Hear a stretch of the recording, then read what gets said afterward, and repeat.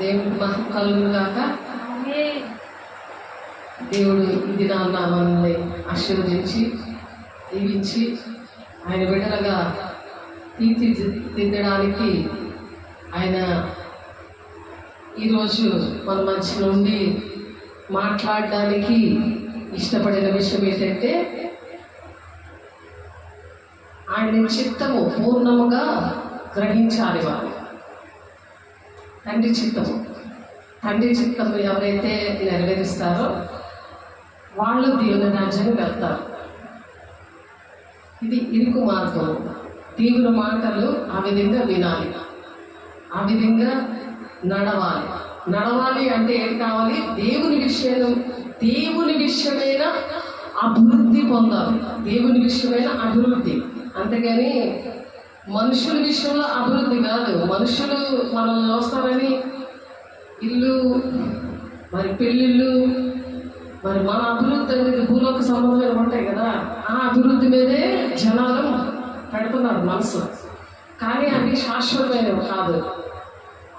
కాబట్టి దేవుని యొక్క జ్ఞాన అభివృద్ధి మనం పొందాలి. ఆ జ్ఞానంతో దేవుని యొక్క తండ్రి చిత్తాన్ని నెరవేర్చే జ్ఞానము గ్రహించాలి. ఆ విషయాలు దేవుడు ఇక్కడ మాట్లాడడానికి ఇష్టపడుతున్నారు. కాబట్టి దేవుని మహిమపడదాము, ఆరాధిద్దాము.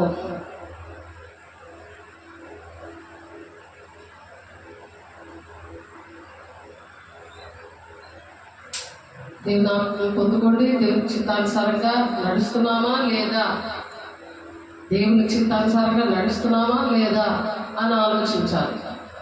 పాట పాడుతున్నప్పుడు దేవుని శక్తిని పొందుకోవాలి అంటే దానికి ముందు వాక్యానుసారంగా నడుస్తున్నామా లేదా అది ఆలోచించాలి. ఆలోచించుకొని నేను వచ్చి పాపముల గురించి నీతిని గురించి ఒప్పింపచేసే ఆత్మను దేవా నా మీద కుమ్మరించు అంటేనే తిరుగుబాటు ఆత్మ వస్తుంది. సరి చేసుకుంటే ఆ వాక్యం అర్థమవుతుంది. తండ్రి చిత్తము పూర్ణముగా గ్రహించాలి. కొంచెం కాదు గ్రహించడము. కొంచెం గ్రహిస్తే వాక్యం ఏంటంటే వక్రంగా అర్థమవుతుంది. అది తప్పుడు బోధలోకి వెళ్ళిపోతుంది. సాతాను కూడా బోధిస్తాడు. ఎందుకంటే సాతాను మొదట వాక్యము పాటలు అన్నీ కూడా పాడి దేవుని సన్నిధిలో అన్నీ కూడా తెలుసుకుని వచ్చిన లూసిఫరు ఆ మనిషిలో ఉండి దేవుడు నమ్ముకుంటారు, పాటలు పాడతారు, వాక్యం చదువుతారు, ఉపవాసాలు ఉంటారు, కానీ దేవుని సంపూర్ణంగా గ్రహించే వారిగా ఉండలేరు. అలా ఉండాలంటే ఏం కావాలి చెప్పండి? దేవుని విషయమైన జ్ఞానము కొంచెం సరిపోదు, అభివృద్ధి చెందుతూ ఉండాలి. ఎంత అభివృద్ధి చెందుతూ ఉంటే ఏ పని చేసినా సక్సెస్ఫుల్గా వెళ్తుంది. మనీ మైండ్తో చేయరు. దేవుని సేవకులను ప్రేమిస్తారు. దేవుని రాజ్యం కట్టడానికి వాళ్ళు సహకరిస్తారు. అనేక మందిని దేవుని రాజ్యానికి నడిపించడానికి శ్రమైన, ఖడ్గమైన, హింసైన, ఉపద్రవమైన దేవుని ప్రేమ నుండి నన్ను ఎడబాపునా అన్న పౌరులాగా నేను క్రీస్తుని పోలి నడుస్తున్నాను, మీరు నన్ను పోలి నడవండి అనే ఛాలెంజ్గా బ్రతకడానికి దేవుడు అభిషేకము కావాలి. దేవుని అభిషేకం కావాలి. అభిషేకం ముందు దిద్దుబాటు రావాలి. దిద్దుబాటు వచ్చినప్పుడు దేవుని ఆత్మను పొందుకున్న వాళ్ళకి దిద్దుబాటు వస్తుంది. నేను చేస్తుంది తప్పు అని తెలుస్తుంది. సరి చేసుకోకపోతే నీకును నాకును పాపం అనే గోడ, దోషం అనే గోడ అడ్డముగా వచ్చింది అంటున్నాడు యెషయా గారు, ప్రవచిస్తారు. ఆ గోడ అడ్డంగా ఉంటే నీ ప్రార్థన కానీ, నువ్వు చేసిన పరిచర్య కానీ, నువ్వు దేవునికి ఎన్ని దాన ధర్మాలని ప్రజలకి ఎవరికి పెట్టినా కానీ అది దేవుని సన్నిధికి చేరదు. అన్ని జనులు కూడా అలా చేస్తారు. దేవుని నమ్ముకున్న వాళ్ళు నమ్ముకొని అందరూ చేస్తారు. కానీ అది చేసిన సఫలంగా జరగాలంటే తండ్రి చిత్తాన్ని నెరవేరుస్తూ మరి దేవుని రాజ్యం కట్టడానికి ఆ దేవునిలో నుండి దేవుని మాటలు గ్రహించిన వాళ్ళకి సహకరించాలి. అందరికీ సహకరించడం కాదు. దేవుని రాజ్యం ఎవరైతే కడుతున్నారో వాక్యానుసారంగా వాళ్ళు దేవుని ఆత్మతో ఎవరైతే నడిపిస్తున్నారో, పిలుపు, దర్శనము, దేవుని మాట వింటూ దేవుడి భూలోకాలకు వచ్చి ఏంటి పనులు చేశారో ఆ పనులు చేస్తూ అటువంటి అపోస్తల బోధలో ఉండి నడుస్తున్న వారికి సహకరించినప్పుడు జీవ గ్రంథంలో పేర్లు ఉంటాయి. భూలోకంలో వాళ్ళందరూ కూడా చేస్తారు మంచి పనులు, కానీ ఆ మంచి సాధారణ భ్రమపరిచే ఆత్మ ఆ మంచి పని చేసి టైము, డబ్బులు, శక్తిని అన్నింటినీ వృధా చేస్తున్నాడు. ఆ విషయాలు గ్రహించాలంటే వాక్యం అనే దేవుడు మనల్ని నడిపించాలి. ఒకప్పుడు నేను కూడా అలా ఉన్నప్పుడు నేను నష్టపోయినప్పుడు దేవుడు నాకు నేర్పించాడు. దేవుని దగ్గర నేను 60 రోజులు ఉపవాసం ఏకాంతంలో ఉండి అక్కడ నేను పరిచయం చేసినప్పుడు దేవుడు అభిషేకించాడు. అక్కడ దేవుడు నేర్పించాడు. మరి ఏసై వచ్చి భూలోకానికి వచ్చి ఆయన ఏ పనులు చేశాడో ఆ పనులకు తగిన దేవుని ఆత్మీయ ఫలముతోటి కృపావరాలతో నింపి అటువంటి ఏరియాలో దేవుడు నడిపించడానికి కృప చూపించిన దేవుని మహిమపరుద్దాం. దేవునికి మహిమ కలుగును గాక. ప్రతి ఒక్కరి పట్ల తండ్రి చిత్తం ఉంటుంది. నా పట్ల దేవుని చిత్తము అది దేవుడు సాక్షిగా నిలబెట్టాడు నన్ను. దేవుని అపోస్తలుల 1:8 ఉంటుంది. ఆయన పరిశుద్ధాత్మ దేవుడు వచ్చినప్పుడు మీరు శక్తిమంతులు అవుతారు, యోదయ సమరయ దేశంలో అంతటా మీరు సాక్షిగా ఉంటారు. ఆ సాక్ష్యము మనము చెప్పాలి. ఎందుకంటే ఏ అర్హత లేని మనకి దేవుడు ప్రాణం పెట్టాడు. ఆయన ఇవన్నీ నేర్పించాడు. ఈ భూలోకానికి వచ్చి మనకి ఎన్నో అద్భుత కార్యాలు ఆత్మీయంగా, శారీరకంగా, ఆర్థికంగా చేశాడు. అందుకని దేవుని ఎప్పుడు కూడా స్తుతించాలి, మహిమపరచాలి, దేవుని ఘనపరచాలి. ఆ స్తుతుల సింహాసన ఆసీనుడై ఉండి ఆయన మనతో మాట్లాడడానికి ఇష్టపడుతున్నాడు. దేవునికి మహిమ కలుగును గాక. దేవుని తండ్రి చిత్తం ఏంటో పూర్ణంగా గ్రహించే శక్తి ఇవ్వడానికి దేవుడు వచ్చారు. దేవుని విషయమైన జ్ఞానముందు అభివృద్ధి పొందడానికి, మరి దేవుని సంతోషపెట్టడానికి దేవుడు వచ్చిన్నారు. దేవుడు మనం సంతోషపెట్టాలి. మనకి అటువంటి జీవితాలు ఇచ్చారు కాబట్టి దేవుని మహిమ పొందుదాము, దేవుని శక్తిని పొందుకుందాము.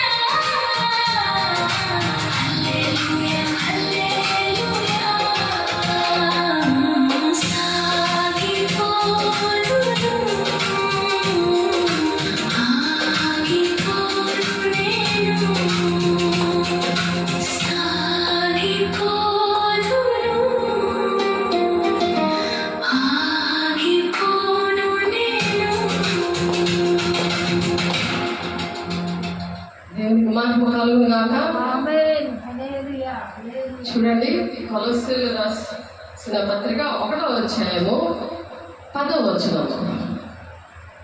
కొలస్సీలు రాసిన పత్రిక 1వ అధ్యాయము 10వ వచనము. చూడండి, మీకోసం చదువుతున్నాను. ఆయన చిత్తమును పూర్ణముగా గ్రహించిన వారిని ప్రతి సత్కార్యంలో సఫలులగుచు. ఆయన చిత్తము పూర్ణంగా గ్రహించినప్పుడు ప్రతి సత్కార్యంలో కూడా దేవుడు మనకి సఫలమనిస్తాడంట. ఆయన చిత్తము ఏంటి, తండ్రి చిత్తము ఏంటి, ఆయన భూలోకానికి వచ్చి ఏంటి చేశారు. 3.5 సంవత్సరాలు ఆయన మనకి మానవ రూపంగా వచ్చి మానవుడిగా ఉండి మానవులతో బ్రతికి ఎన్ని నిందలు, అవమానాలు, దెబ్బలు అన్నీ కూడా భరించి మరి వాళ్ళ కుటుంబాలకు కూడా వెళ్ళి యేసు పుట్టిన కుటుంబం యోహాను మరియా ఇద్దరికి కూడా పుట్టిన పిల్లలు, అక్క చెల్లెలు, అన్నదమ్ములు అందరూ ఉన్నారు. మరి 13వ అధ్యాయము 53వ వచనంలో ఉందన్నమాట. వాళ్ళతో చెప్పారు ఆయన. వాళ్ళకి చెప్పినప్పుడు వాళ్ళు ఎలాగా ఉన్నారు అంటే, చూడండి, చదువుతున్నాను, వినండి. యేసు ఈ ఉపమానమును చెప్పి చాలించిన తర్వాత ఆయన అక్కడి నుండి వెళ్ళి స్వదేశములకు వచ్చి, స్వదేశం అంటే ఆయన ఉన్న ఇంటికి వచ్చారు. కాబట్టి ఆ స్వదేశములకు వచ్చి సమాజ మందిరంలో వారికి బోధించుచుండెను. ఆ సమాజ మందిరంలోని, చర్చిల్లోని, ఆయన స్వదేశంలో ఆయన పుట్టిన ఊరిలోనికి వచ్చి ఆయన సమాజ మందిరంలో బోధిస్తూ ఉంటే వాళ్ళు ఎలా ఉన్నారో తెలుసా? ఆయన బోధ విని ఇప్పుడు యూట్యూబ్లో వెళ్తున్నా సరే తినట్లేదు. పాటలు ఎలా పాడుతున్నారు, ఏ డ్రెస్ వేసుకున్నారు, ఎలా ఉన్నారు అని ఆలోచిస్తున్నారు, కానీ ఒక్కరు కూడా రెస్పాండ్ అవ్వట్లేదు. ఆ దినాల్లో కూడా అలాగే ఉన్నారు. ఎందుకంటే అప్పుడు దేవునాత్మ పొందుకోలేదు. యేసు చనిపోయి 40 దినాలు అందరికీ కనబడ్డారు. 40 రోజులు అందరికీ కనబడ్డారు. 5,500 మందికి పైగా కనిపించారు. నేను చనిపోయి మీకోసం బ్రతికేను, నేను తండ్రి చిత్తాన్ని నెరవేర్చాను, మీరు కూడా తండ్రి చిత్తాన్ని నెరవేర్చాలి. ఆ విషయాలు భూలోకము వచ్చి ఆయన నేర్పించిన విషయాలు ఆయన చిత్తం అన్నమాట. ఆ చిత్తము ఆయన ఏ విధంగా తండ్రి చిత్తాన్ని నెరవేర్చారో సేమ్ మీరు కూడా తండ్రి చిత్తాన్ని ఆ విధంగా నెరవేర్చాలి. ప్రతి ఒక్క మనిషి కూడా నెరవేర్చాలని దేవుడు అందుకు భూలోకానికి తన మహిమనంతటినీ విడిచిపెట్టొచ్చాడు. అలాగే మనము కూడా మనవన్నీ కూడా మనకే మహిమలు లేవు, మనకే పరలోక రాజ్యం లేదు.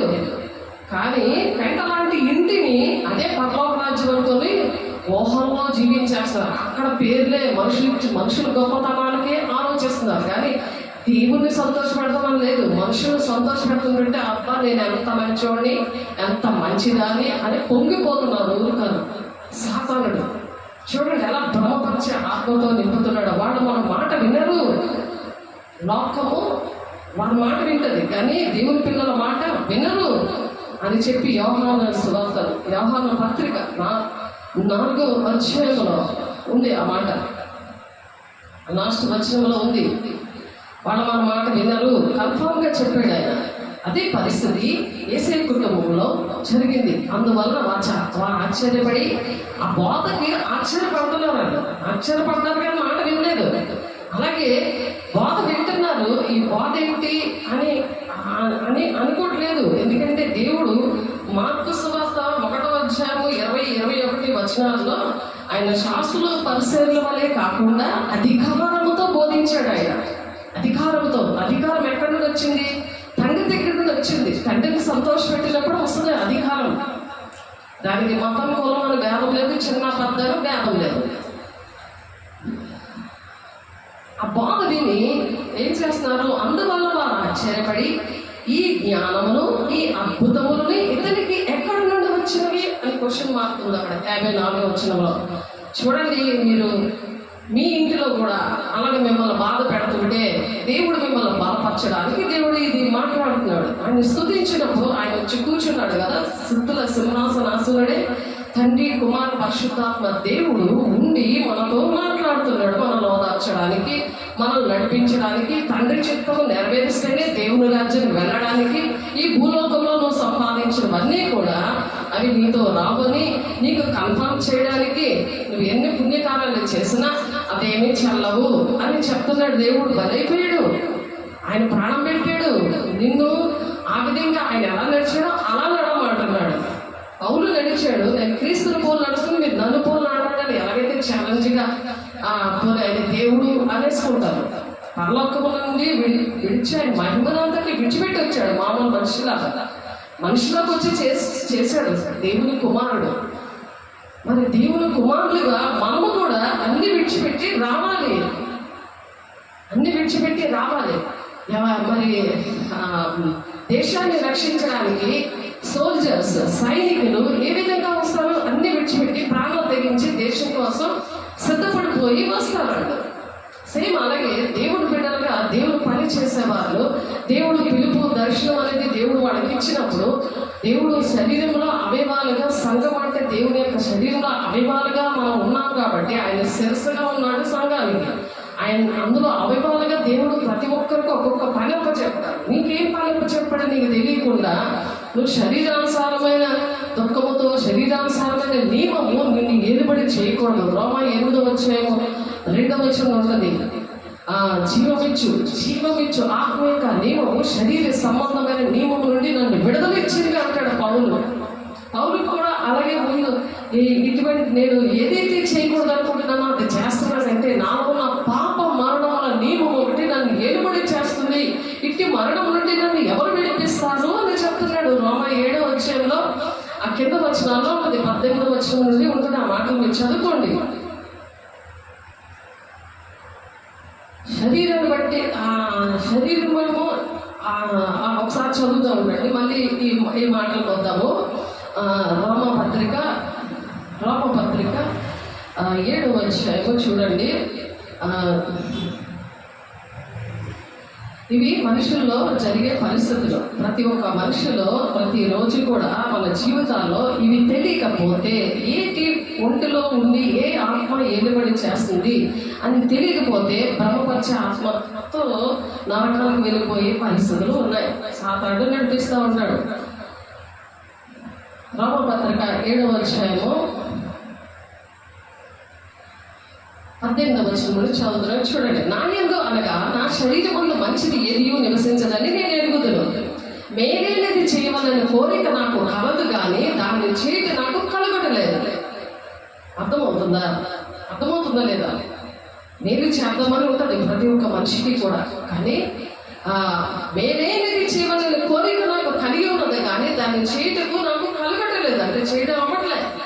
నేను చేయకూరి మేలు చేయక చేయకూరని కీడు చేయుచున్నాను. నేను మేలు చేయకుండా కీడు చేస్తున్నాను. నేను కోరని దానిని చేసిన కదా, నేను కోరని దాన్ని అంటే నేను ఏది అనుకోకుండా నేను తప్పు చేసేస్తున్నాను అంటున్నాడు ఇక్కడ పౌలు.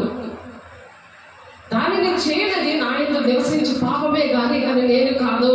నాలో నివసిస్తున్న పాపం అనేది ఉంది. నాలో దేహము దేవుని ఆలయంగా లేదు. పాపము లోపల నుండి నడిపిస్తుంది.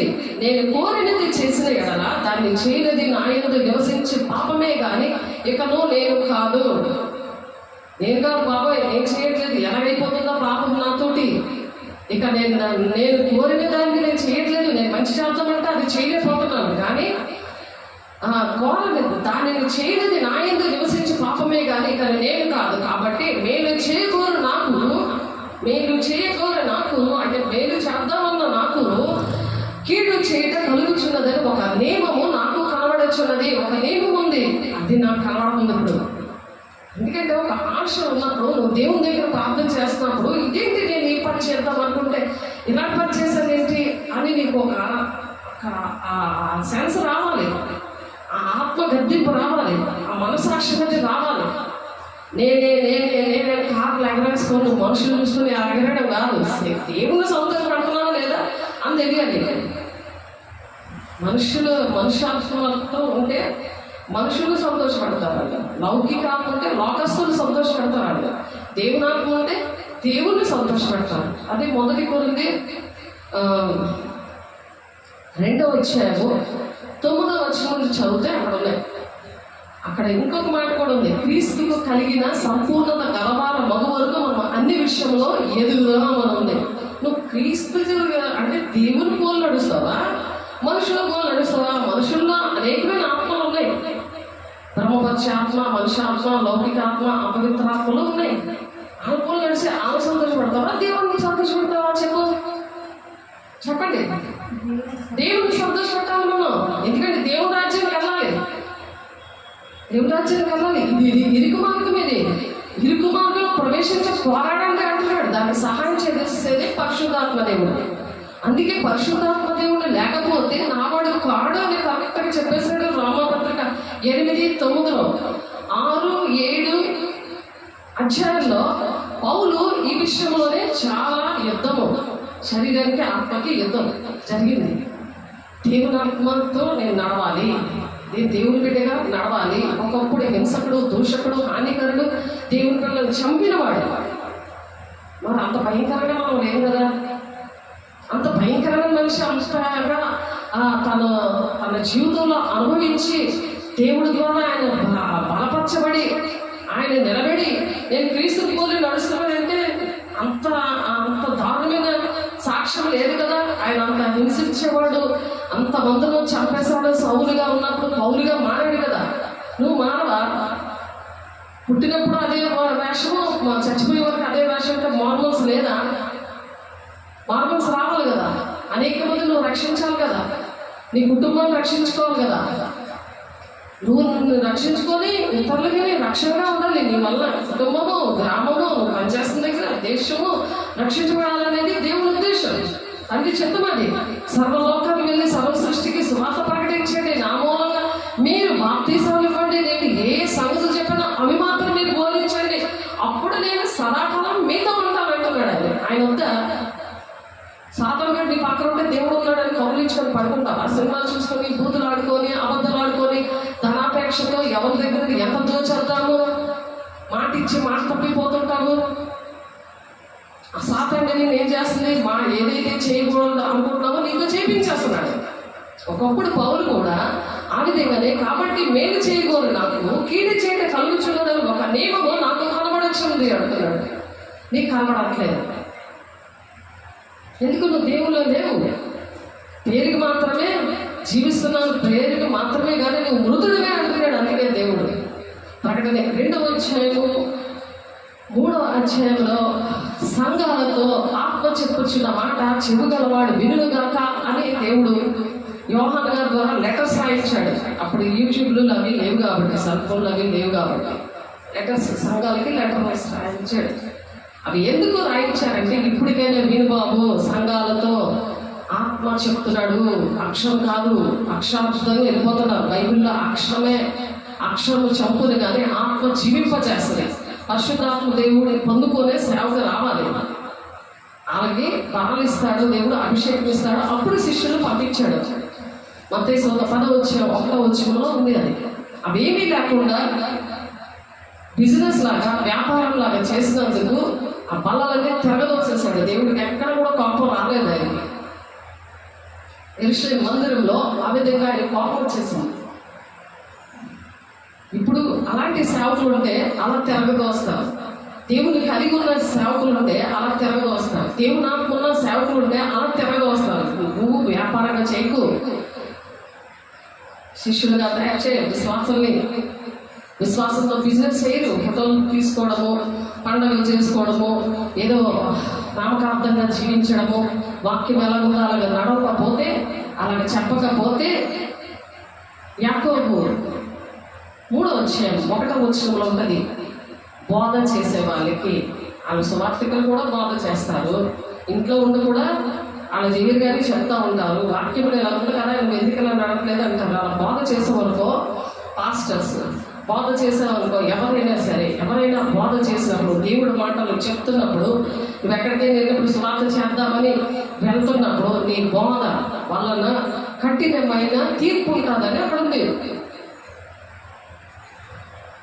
అలాగే ప్రకటన 22:18-19 వచనాల్లో ఒక అక్షరం తీసిన, ఒక అక్షరం పెట్టిన, అంటే ఎగస్ట్రా నువ్వు వాక్యం తప్ప ఇంకా ఎగస్ట్రా ఏమైనా కలిపి నువ్వు చెప్పావని బోధ చేసావనుకో, తెగుళ్ళు వచ్చేస్తాయి. తెగుళ్ళు వస్తాయి. జీవ గ్రంథంలో వాళ్ళ పేరు ఉండదు. అది అక్కడ రాశారు, యోహాను గారు రాశారు అక్కడ. అందుకని ఇక్కడ పౌలు గారు ప్రాక్టికల్గా ఇక్కడ చెప్తున్నారు. అలాగే మనం కూడా ఆయన ఛాలెంజ్గా నిలబడ్డాడు కదా, క్రీస్తుని పోలి నేను నడుస్తున్నాను, నన్ను పోలి మీరు నడవండి. ఛాలెంజ్గా మనం నడవాలి. ప్రతి ఒక్క మనిషి కూడా నడవాలి. అలా నడిపిస్తున్న వాళ్ళతో మీరు ఉండాలి. మిమ్మల్ని ఎవరు నడిపిస్తారు? ఏ చర్చికి వెళ్తే ఆ చర్చి నడిపిస్తారు. నువ్వు కళ్ళు చెట్టు దగ్గర ఉంటే, నువ్వు కళ్ళు తాగకపోయినా కళ్ళు తాగినట్టు లెక్కలోకి వచ్చేస్తావు.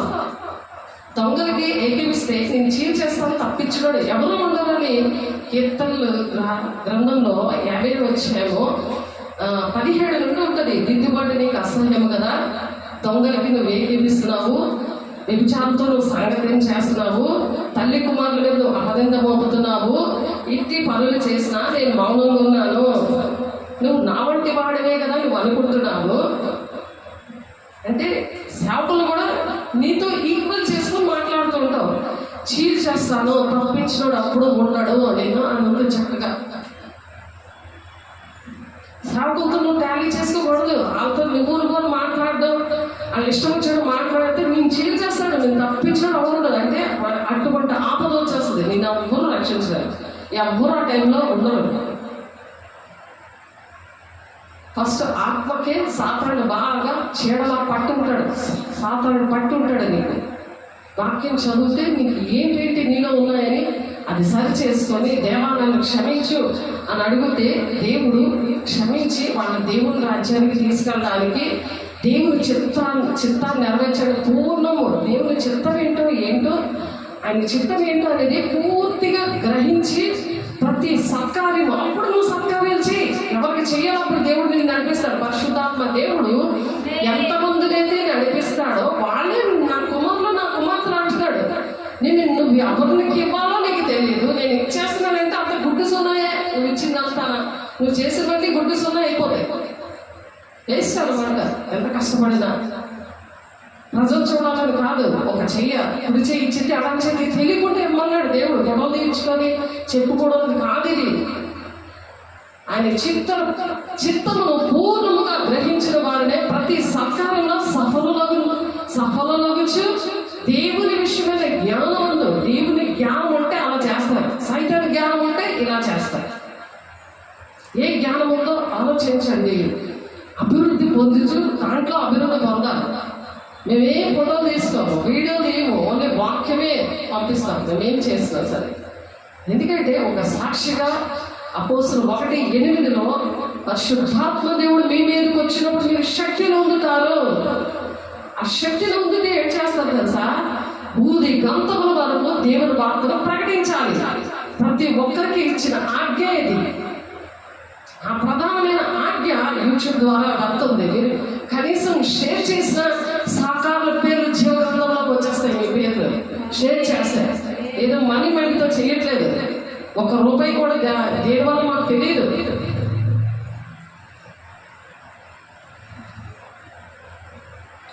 ఇరవై 26 సంవత్సరాలు అవుతుంది సేవలో నేను అడుగుపెట్టి దేవుడు నన్ను పిలుచుకొని. కానీ అలాగే బిజినెస్ చేయనివ్వలేదు. అటువంటిది దర్శనం అలాంటిది, అభిషేకం అలాంటిది. అటువంటి అభిషేకము దేవుడు ఇచ్చాడు. ఎందుకు? 60 రోజులు ఏకాంతంలో ప్రార్థన చేయబట్టి అక్కడ ఇచ్చాడు. ఆ వరాలు ఇచ్చాడు. ఆ ఏరియాలకు పంపించాడు. అటువంటి 8 ఏరియాలకు పంపించాడు. అలాంటి పరీక్షలు పెట్టాడు. నిలబెట్టుకున్నాడు.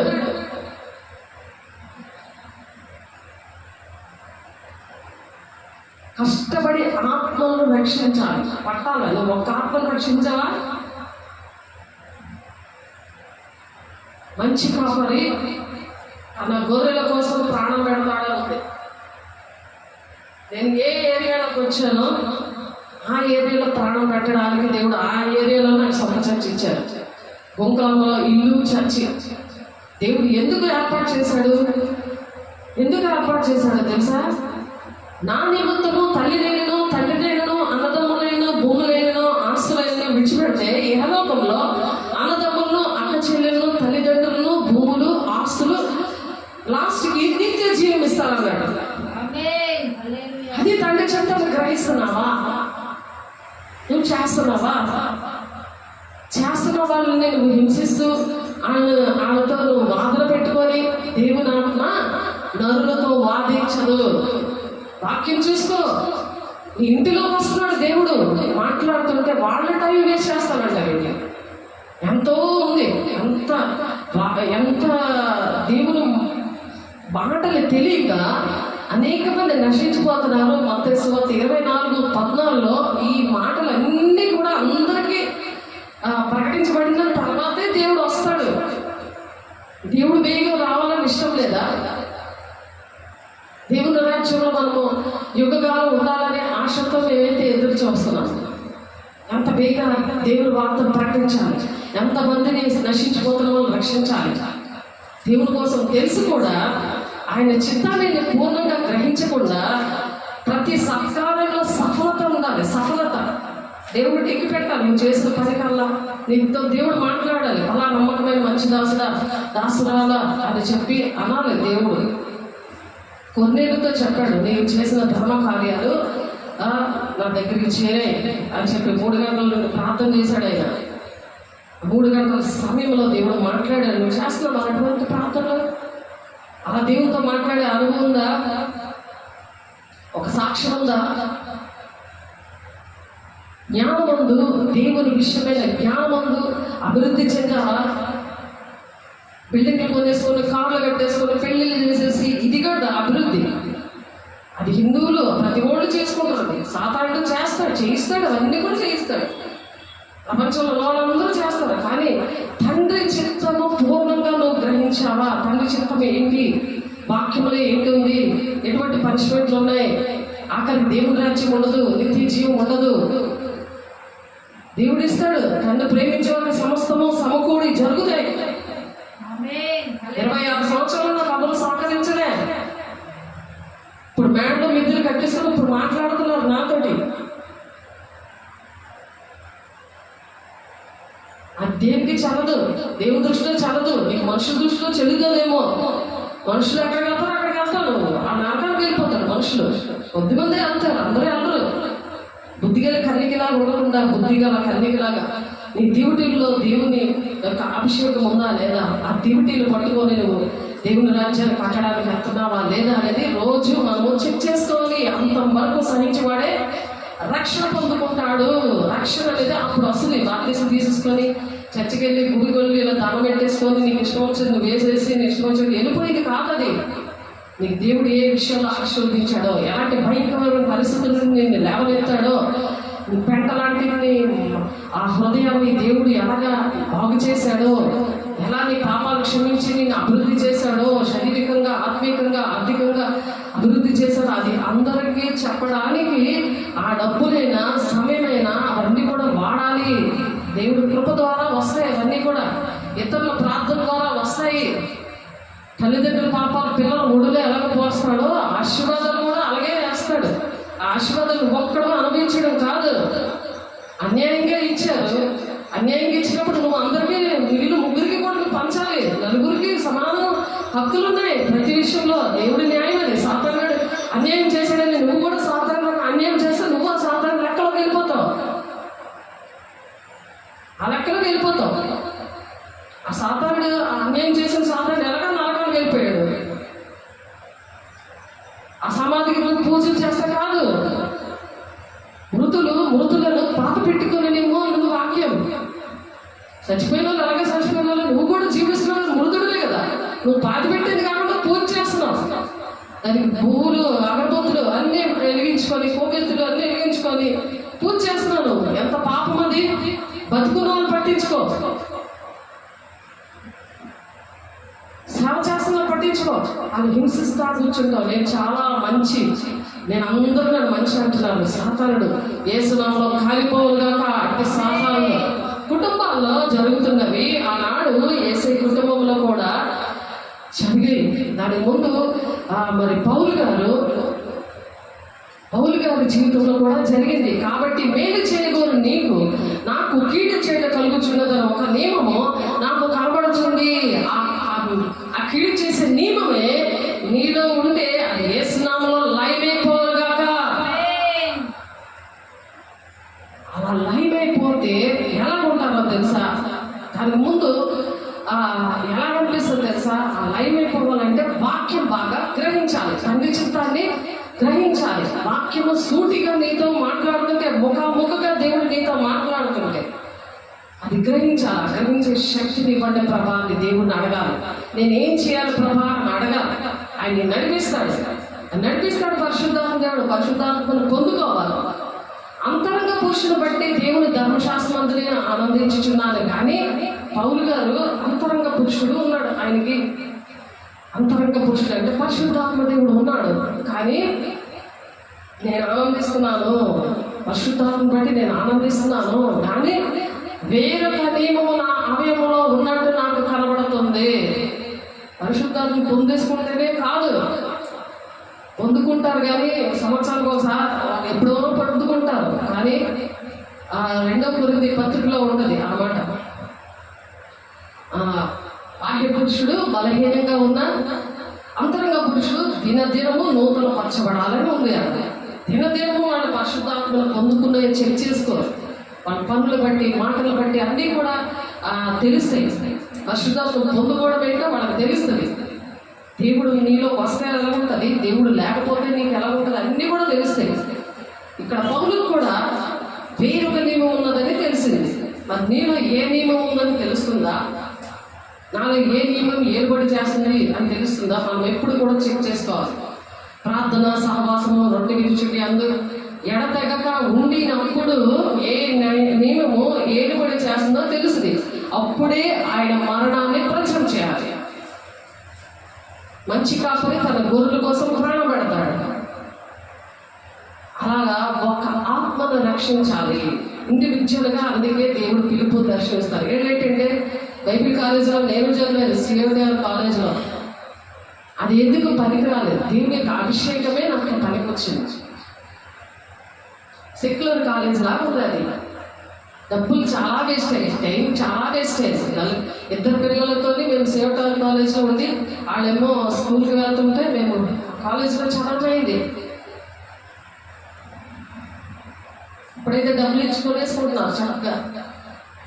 ఎన్ని చేసినా దీవునాత్మ లేకపోతే వాడు నా వాడు కాడు అని అడుగుతున్నాడు. వాడు నా వాడు కాదు, దేవుడు అంత కన్ఫామ్గా అందుకే చెప్పాడు. అలాగా దేవుని ఆ ఆత్మ ఉన్నప్పుడు దేవుని అరణ్యానికి ఎలాగైతే ఈడ్చుకొని వెళ్తారో, నేను పరిశుద్ధాత్మ పొందుకొని ఏకాంతంలో 60 రోజులు నేను ఉండడం జరిగింది. దేవుడు నడిపించాడు కానీ మనుషులు నడిపించలేదు. 4 గడసొప్పలు పట్టిన వాళ్ళు ఒక క్యాన్సర్ పేషెంట్ని ఆ పాస్టర్ గారు ఇచ్చేసి వెళ్ళిపోయాడు. అంతే, ఆయన చెయ్యిరిగిపోయింది, ఆయన ఇంకా లేడు. కానీ అక్కడ 30 మందిని నడిపించడానికి దేవుడు నాకు ఆ కృప చూపించాడు. ఈ 5 నప్ప చెప్పాడు. ఇలా ఫుల్గా చీకట్లు పట్టిన వాళ్ళని, దేవుడు నమ్ముకోలేని వాటిని దేవుడు అంటే ఏటో తెలియదు మనం పరిచయం చేస్తూ నీ ప్రార్థన చేసుకుంటూ ఈయన 12 అయ్యేసరికి ఈయనకి అన్ని కూడా నువ్వు ప్రార్థన చేయడం నేర్పించి చూడండి. సేవకు సిద్ధపడినప్పుడు నన్ను దేవుడు ఎలాగ నన్ను ప్రాక్టికల్గా థియరికల్గా నాకు నేర్పించి పంపించాడు. ఒకసారి ఆలోచించండి. 30 మందిని స్తుతి ప్రార్థనలో నడిపించి వాళ్ళ విషయాలన్నీ పట్టించుకోవడానికి దేవుడు సహాయం చేశాడు. అలాగే నేను ఏకాంతం నుండి వచ్చినాక భీమిల్లో ఆ బైబిల్ కాలంలో చదివినాక నాకు భీమిల్లో దర్శనం విజయనగరం చూపించారు. చేతిలో రూపాయి లేదు, మా ఆయన బండి అమ్మేసి వచ్చాము మేము విజయనగరం. ఇప్పుడు దేవుడు ఇక్కడ అన్నదమ్ములు, అక్క చెల్లెలు, భూములు, ఆస్తులు ఎందుకు ఇచ్చాడు? వాక్యంలో ఉన్నది నెరవేర్పు జరిగింది. దేవుడికి మహిమ కలుగును గాక. దానికి కుటుంబము సహాయం చేయాలి అంటే వాళ్ళు కూడా తండ్రి చిత్తం ఏంటో తెలుసుకోవాలి, సంఘం కూడా తెలుసుకోవాలి. సావుకులు కూడా ఎలాగా పిలుపు దర్శనం మీద ఎలాగ రావాలి. ఇష్టం వచ్చినట్టు మనము డబ్బులు ఉన్నాయి చర్చలు కట్టేసుకున్న అభిషేకం లేకుండా అదొక వ్యాపారంలాగా చేయకూడదు. అలాంటి వాటి దగ్గరికి వెళ్ళకూడదని ఉంది. 30 కీర్తనలు కీర్తన గ్రంథంలో ఉంటుంది. అది 23:6లోనే అనుకుంటాను అది ఉంది ఆ మాట. చూడండి కీర్తనలో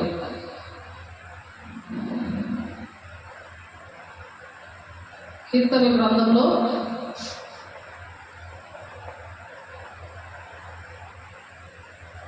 26 వచ్చారు. పనికి మాలిన వారితో నేను సాంగత్యం చేయను. 4వ వచనంలో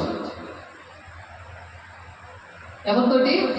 పనికి మాలిన వారితో నేను సాంగత్యం చేయను, వేషధారులతో పొందు చెయ్యను, దుష్టుల సంఘము నాకు అసహ్యము, భక్తిహీనులతో సాంగత్యం చెయ్యను, నిర్దోషులని నా చేతులు కడుగుకొందును, యెహోవా నీ బలిపీఠము చుట్టూ ప్రదక్షిణము చేసేదను.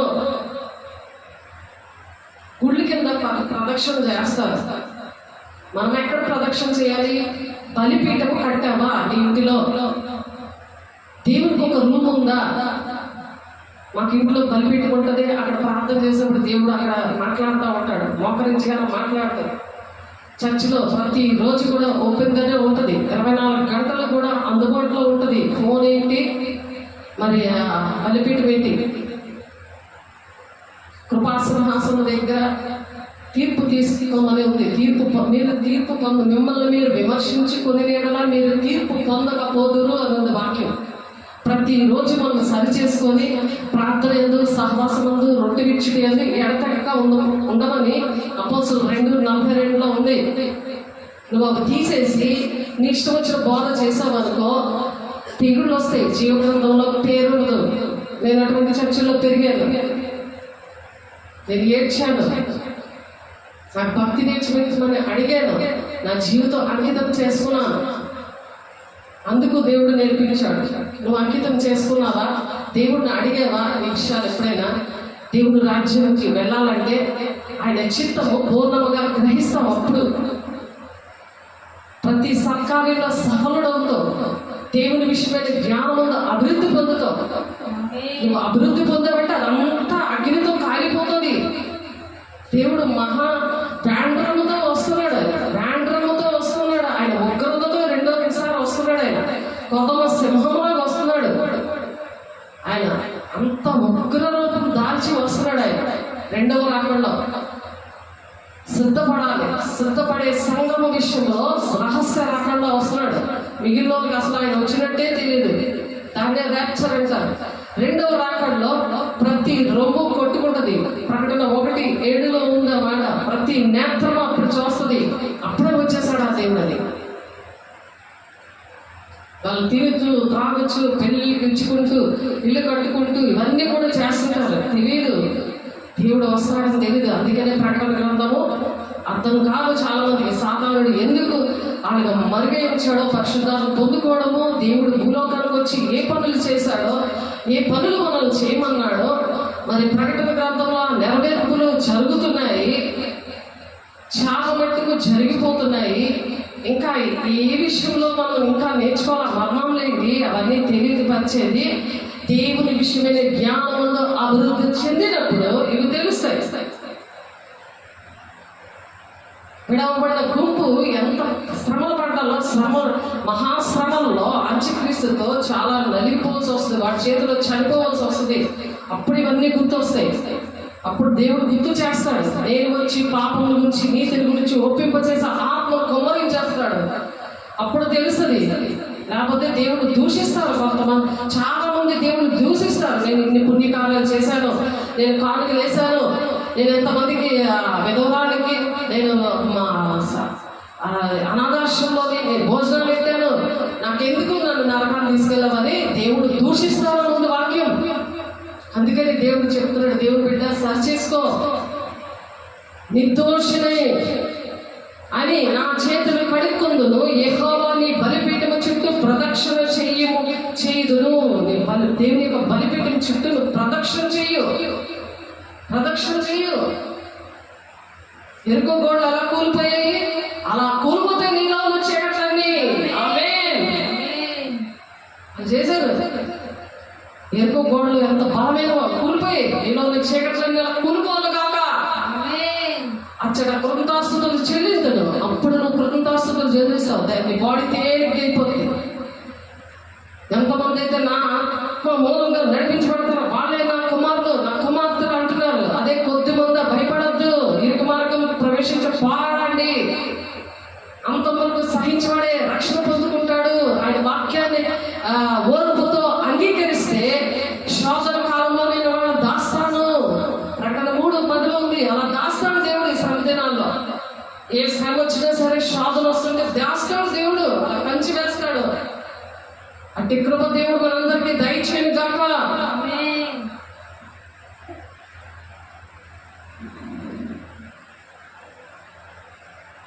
ఏమంటున్నాడు 26వ కీర్తనలో మనం 4వ వచనం చదువుతున్నాం. 8వ వచనంలో దావీదు భక్తుడు అనుభవించి చెప్తున్నాడు, యెహోవా నీ నివాస మందిరమును, నీ తేజోమహిమ నిలుచు స్థలమును నేను ప్రేమిస్తున్నాను. నువ్వు ప్రేమిస్తున్నావు, డబ్బునే ప్రేమించుకుంటావా? నా బాధ్యతలని శాపం మీద చెప్తుంటే తండ్రి చిత్తాన్ని నెరవేర్చడం నా తల్లి సహోదరులు అన్నాడు యేసయ్య. అందరూ లెక్కలోకి రాదు. వాళ్ళు ఎందుకు తండ్రి చిత్తాన్ని నెరవేర్చడం నీ మాట వింటారు.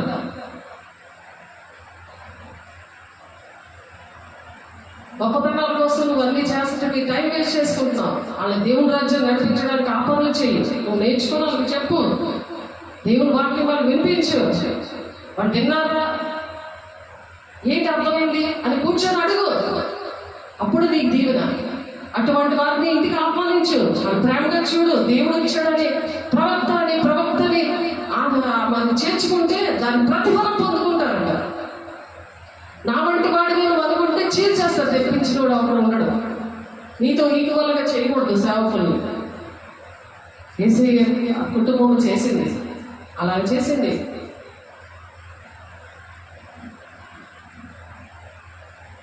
అలా చేసింది. చూడండి మత్తయి సువార్త మళ్ళీ వద్దాం 13వ అధ్యాయంలో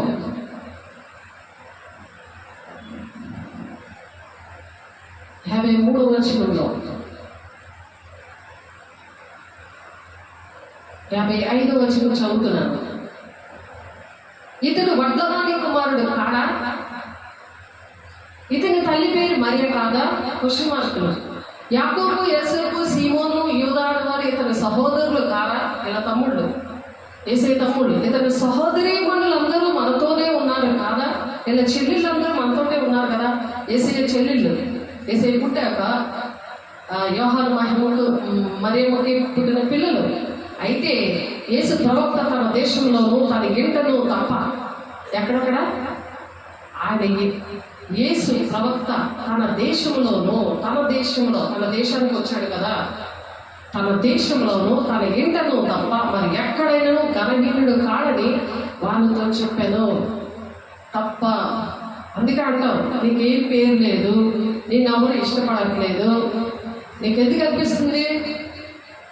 ఏసీ బిడ్డలు అలాగే ఉన్నారు, అక్కడ ఏ పనులు చేయనివ్వడు దేవుడు. వచ్చినా వేస్ట్, వాళ్ళు వచ్చినా సరే పందుల మధ్య ముచ్చలు జరిగితే ఏం చేస్తే తొక్కు చేస్తారు. అది దేవుడు చెప్పిన మాటలు. మీరు తోడేల మధ్యని గొర్రె పిల్లగా మిమ్మల్ని పంపిస్తున్నాను అని చెప్పాడు. నేను సమాధానం పెట్టవచ్చిందని మీరు తలంచవద్దు. అతి 10వ వచనంలో ఉంటుంది, చదువుకోండి. నేను అగ్నిని పెట్టవచ్చింది, ఇద్దరికి ముగ్గురు విరోధంగా ఉంటారు అని దేవుడు చెప్పాడు. దేవుడు చెప్పిన మాటలు ఆయన అనుభవించాడు, చెప్పాడు. నేను అనుభవించాను, నేను చెప్తున్నాను. నువ్వు అనుభవించింది నువ్వు చెప్పి అనేక కుటుంబాలు రక్షించాలి. అది దేవుని యొక్క చిత్తము. ఆయన చిత్తమును పూర్ణముగా గ్రహించేవారే. గ్రహిస్తున్నావా? ఆయన చిత్తము పూర్ణంగా నువ్వు గ్రహిస్తే, తండ్రి చిత్తాన్ని నెరవేరిస్తేనే దేవుని రాజ్యానికి వెళ్తారు. లేకపోతే అక్రమం చేయబోతున్నారు. పొండి, మీరెవరో నాకు తెలియదు అంటాడు. మొత్తం 7వ వచనము 21వ వచనంలో ఉంది ఆ మాట. అక్కడ వచనాలు చూడండి. నామంలో దెయ్యములు పెట్టలేదా? అద్భుత కార్యాలు చేయలేదా? అనాథాశ్రమంలో అన్నం పెట్టలేదా? అందరికీ కానుకలు ఇవ్వలేదా? ఇవన్నీ అక్రమం కింద లెక్క వచ్చేస్తాయి. దేవుడు బిడ్డ వేస్ట్ చేసుకోకు, నీ డబ్బులు నీ టైము వేస్ట్ చేసుకోకు. అయితే యేసు ప్రవక్త తన దేశంలోనూ తన ఇంటనో తప్ప మరి ఎక్కడైనానో ఘనహీనుడు కాడని వారితో చెప్పాను. అన్ని దగ్గర ఘనత వచ్చింది, అందరూ ప్రేమించారు, కానీ ఇంటి వారు ప్రేమించలే. ఆ దేశంలో ఆయన దేశంలోకి వచ్చాడు కదా, ఆయన పుట్టిన ఊరికి వచ్చాడు కదా, అక్కడ ఎవరు కూడా ప్రేమించలేదు. అందుకే పిలుపు దర్శనం మీద ఇంకొక విజయనగరం వెళ్ళు అని చెప్పారు. విశాఖపట్నం నుండి ఎందుకు చెప్పారు? ఎందుకు ఒక మిషనరీగా వస్తారు? వాళ్ళు పుట్టి పెరిగిన ఏరియా కాకుండా ఇంకొక ఏరియాలో దేవుడు ఎందుకు పిలుస్తాడు? ఏ వరాలు అయితే ఇచ్చాడో అటువంటి ఏరియాలోనే ఎందుకు మరి ఆయన నాకు తెలియని ఏరియాలు ఇవన్నీ కూడా ఎందుకు ఆయన నాకు చేపించాడు? ఆయన అభిషేకం ఉంది కాబట్టి. ఎప్పుడైతే నేను లోపడ్డానో అటువంటి వరాలు, ఆ చీకటి శక్తుల మీద వరాలు ఇచ్చి నన్ను వాడుకుంటున్నాడు. నేను సంతోషంగా చేస్తున్నందుకు ఎంత మీరు ఆనందించాలి. 1000 తరాల వరకు దీవెన ఇది. నువ్వు 3-4 తరాల వరకు శాపగ్రస్తంగా ఉన్నావు. వాక్యం తెలియదు. నన్ను ప్రేమించి నా ఆజ్ఞలు గైకొన్న వారిని నేను 1000 తరాల వరకు దీవించేవాడనై ఉన్నాను అంటున్నాడు. ఆయన ఆజ్ఞలు గైకుంటున్నావా? ఆయన మాటలు కదా అవి. తండ్రి చిత్తాన్ని నెరవేర్చి నువ్వు దేవుని రాజ్యానికి వెళ్ళాలని దేవుడు ఎంతగా నిన్ను ఆశపడి నిన్ను ప్రేమిస్తున్నాడో ఆలోచించావా? దేవుని బిడ్డలారా, ఒకసారి ఆలోచించండి. వారి అవిశ్వాసమును బట్టి ఆయన అక్కడ అనేకమైన అద్భుతములు చేయలేదు. ఎందుకంటే అవిశ్వాసం దగ్గర చేయడు. అవిశ్వాసం దేవుని రాజ్యానికి వెళ్ళదు. చూడండి, వాళ్ళ అవిశ్వాసం బట్టి నాకు అవసరం లేదు అన్నాడు. ధనాపేక్ష ఉన్న మనిషి, నువ్వు మామూలుగా ఇంట్లో కుటుంబంలాగే రా, నువ్వు దేవుని సంవత్సరాలకు రావద్దు. నాకు 26 సంవత్సరాల నుంచి కూడా ఇవే మాటలు నిలబడుతున్నాయి. కుటుంబాలు ఎలా రక్షించబడతాయి? ఆయన చిత్తము పూర్ణంగా గ్రహించవారైతే ఆయన దేవుని రాజ్యం కలగాలి. ఆలోచించండి దేవుని బిడ్డలారా, తండ్రి చిత్తము నెరవేర్చగలుగుతున్నారా? తండ్రి చిత్తం ఏంటి అనేది దేవుని ఆయన చిత్తం పూర్ణంగా గ్రహించే వారే ప్రతి సత్కార్యములో కూడా సఫలం అంటే దానికి ప్రతిఫలం రావాలి. సాతాను పిల్లలకి అవే దీవులు, దేవుని పిల్లలని భ్రమపరిచాడుతున్న వాళ్ళకి అవే దీవులు అయితే ఎలా ఉండదు? దేవుని విషయమైన జ్ఞానం ఉంది, అభివృద్ధి పొందుతూ అన్ని విషయంలో ప్రభువును సంతోషపెట్టబడతాడు. అన్ని విషయాల్లో కూడా దేవుణ్ణి మనము సంతోషపెట్టాలి. దేవుణ్ణి సంతోషపెట్టడం అంటే దేవుని బిడ్డల్ని నువ్వు సంతోషపెట్టే వరకు దేవుణ్ణి సంతోషపెట్టినట్టు వాళ్ళకి ఒక గ్లాసు మంచినీళ్ళు ఇచ్చేవాళ్ళకో ఆ ప్రతిఫలం మీరు పోగొట్టుకోరు. సేవకులు వచ్చి వండి పెట్టాలంట, వాళ్ళకు వండి పెట్టాలంట. సాతాను గారు బోధ చూడండి ఎంత దారుణంగా ఉందో, సాతాను ఎంత విజృంభించేస్తున్నాడో. తండ్రి చిత్తం నెరవేరిస్తే దేవుని రాజ్యానికి వెళ్తామా, మనుషుల చిత్తం నెరవేరిస్తే దేవుని రాజ్యానికి వెళ్తామా? సాతాను చూసారా సేవని, కుటుంబాలు ఎలా పాడు చేస్తున్నాడో. ఆడు ఎలాగా దేవుని రాజ్యానికి వెళ్ళడు. కుటుంబాలను కూడా పాడు చేయడానికి తిష్ట వేసి కూర్చున్నాడు ధనాపేక్షతో. ఆలోచించండి, వాక్యం అనే దేవుడు, పరిశుద్ధాత్మ దేవుడు మీలో లేకపోతే దేవుని స్తుతించలేరు, దేవుని పని చేయ తండ్రి చిత్తం నెరవేర్చలేరు, దేవుని సంతోష పెట్టలేరు. ఆయనకు తగినట్లుగా నడుచుకున్న వాళ్ళని, ఎవరికి తగినట్లుగా? దేవునికి తగినట్లుగా జీవించాలి. ఇవి చెప్తే ఏమంటారు తెలుసా? నువ్వు యేసేవా, నువ్వు పౌలువా? ఇదన్నమాట. సాధారణంగా ఎలా దూరం పోయి మాట్లాడుతూ ఉంటాడు. మనం పోరాడినది శరీరులతో కాదు, దురాత్మల సమూహముతో. ఎంత సమూహం ఉంటే అంత బలంగా మాట్లాడుతారో ఆలోచించండి. మనం పోరాడినది శరీరులతో కాదు, దురాత్మల సమూహంతో పోరాడుతున్నాం. దేవుని బిడ్డలారా, కుటుంబాలు పాడు చేస్తున్నారు, దేశాన్ని గ్రామాలని పాడు చేస్తున్నారు. కానీ కాలు వేగవేసుకొని నేను చాలా బలంగా, నాకు ఎంత బలమో అని సాతాను ఏంటంటే గర్జించి సింహంలాగా ఎవరిని మింగుతున్నాను తిరుగుతున్నాడు వాడు. అది గ్రహించట్లేదు. జ్ఞానేంద్రియాలు తెలియవు. జ్ఞానేంద్రియాలు అంటే దేవుడు చూసే కళ్ళు అవి, దేవుడు మనసు అది, దేవుడి మాటలు తండ్రి చిత్తము గ్రహించే మనసు అది. దెయ్యముల బోధ ఉంది మొదటి తిమోతి పత్రికలో. ఆ దెయ్యాల బోధ చేస్తున్నాయి. నీకు నీ మీద దృష్టి ఉంచి నీకు ఆలోచన చెప్తున్నాయి, నడవసంతో బోధిస్తున్నాయి దెయ్యాలు. వాళ్ళ ప్రార్థన పాపమైపోతుంది. 109వ కీర్తన ఆలోచనలో, కీర్తన 32:8 నీ మీద దృష్టి ఉంచి ఆలోచన చెప్తే నడవసంతో నీకు బోధిస్తానంటున్నాడు. నేను ఏకాంతంలో ఉన్నాడు. ఫస్ట్ దేవుడు మాట్లాడింది అదే, ఆ మాటే. అబ్బో నీకే అన్నాడు ఆ పాస్టర్ గారు, చెప్పలే. ఆ దేవుడు నడిపిస్తుంటే దేవుడే నాకు బోధించాడు. దేవుడు దగ్గర కదా అడిగాను. ఆ భక్తి వల్ల నా జీవితం పాడైపోయినప్పుడు, ఒక సైతానికి ఇచ్చి పెళ్లి చేసినప్పుడు అతను మళ్ళీ దేవుడు అలా ఆ ప్రార్థన ఏం చేసింది, ఆ త్యాగం ఏం చేసింది? అందరినీ విడిచిపెట్టి నేను ఉంటే దీన్ని పిచ్చిదానికి ఏకాంతంలో ఉంది అని అనుకున్నారు. పిల్లలు హాస్టల్లో వేసేసి ఇప్పుడు పిల్లల్ని ఎంతగా దీవించాడు దేవుడు. ఎవరికి లేవు అలాంటి దీవెనలు ఇచ్చాడు. సాక్ష్యం ఉండాలి. ఆ చెడిపోయి పడిపోయి ఉన్న మనిషిని మరి తల్లిదండ్రులు చేస్తే, పెళ్లి చేస్తే, అవిశ్వాసైన భర్త భార్యను బట్టి పరిశుద్ధపరచబడను, లేని ఎడల పిల్లల అపవిత్రులవుతారన్న వాక్యం పట్టుకొని ప్రార్థన చేస్తే, ఇప్పుడు సేవ చేయడానికి దేవుడు మాట పట్టుకొని మరి ఆ పంజాబ్ ఉన్న ఏరియాలో పని చేయడానికి విడిచిపెట్టమన్నాడు కదా. భర్తని భార్యని విడిచిపెడితే అంటే సెకండ్ స్థానం ఇవ్వాలి. ఫస్ట్ స్థానం దేవుడికి ఇవ్వాలి. విడిచిపెట్టేయడం కాదు, సెకండ్ స్థానం, సెకండ్ ప్రేమ ఇవ్వాలి. దేవుడు ఏది చెప్తే అది చెయ్యాలి. అనేక మంది రక్షించిపోతున్నారు కదా, మరి మనం వాళ్ళు వెతికి రక్షించాలి కదా. మరి దేవుని పోలికగా మరి దేవుని అభిషేకము దేవుడు ఏంటి చేస్తున్నాడు అవన్నీ నేర్పించినప్పుడు మరి ఎక్కడికి వెళ్ళమంటే అక్కడికి వెళ్ళాలి. ఆయన ఇష్టం వచ్చినట్టు వెళ్తే ఇవంతా సాక్ష్యం వస్తుందా, ఇలా రక్షణ వస్తుందా? అలా సేవ చేయడానికి అన్ని అలవాట్లు ఉన్న మనిషిని మరి దేవుడు ఇవ్వలేదు. సాతానుడు అనేది చూపించారు మా అమ్మకి. అయినా సరే అక్కడ సాతాను బలమే ఎక్కువ. ఎందుకంటే నామకార్థమైన జీవితంలో పుట్టి పెరిగినాను. పరిశుద్ధాత్మ దేవుడు ఉన్నాడన్న సంగతే నాకు తెలియదు. ఏకాంతంలో ఉంటే ఆ పాస్టర్ కూడా తెలియదు, అతను కూడా చెప్పలేదు. అతనికి ఆస్తిలో భాగం ఇచ్చాము, పరిచర్య చేశాము, భక్తి చేశాము. కానీ దేవుడు అనేస్తుడు కాదు కదా. అతను 50 సంవత్సరాలనే చనిపోయాడు. అతను ఇంక వద్దుగా బాబు ఈ భక్తిని నేర్పించకు అని. మరి పిలుపు దర్శనంలో కూడా సువార్థికుడిగా ఆయనకి 2004లో ఆయన దేవుడు పిలుచుకుంటే మేము సువార్థికులకి అభిషేకం ఇవ్వము, పాస్టర్లకే ఇస్తాము అంటే నేను బోర్మని ఏడ్చాను. ఆయన ఒక్క సంవత్సరం అంతా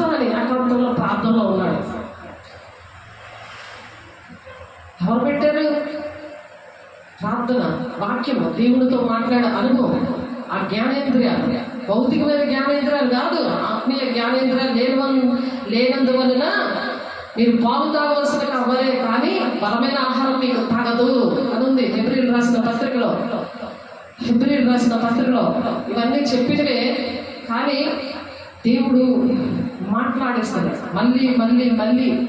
ఎందుకు చెప్తున్నాడంటే కుటుంబాలు పాడవకుండా, దేశం పాడైపోకుండా, దేవుడు అంచె దినాల్లో ఆయన వస్తున్నాడు కాబట్టి మనం పరిశుద్ధ పట్టణానికి వెళ్ళాలంటే పరిశుద్ధంగా ఉండాలి. మనతో ఏంటి రావు కాబట్టి తండ్రి చిత్తాన్ని నెరవేర్చడానికి మనకి దేవుని విషయమైన జ్ఞానంలో అభివృద్ధి చెందాలి. కాబట్టి కాలం బట్టి చూస్తే మీరు బోధకులుగా ఉండవలసిన వారే ఉండగా దేవోక్తుల్లో మొదటి మూల పాఠాలు ఒకడు మీకు మరలా బోధించవలసి వచ్చాను.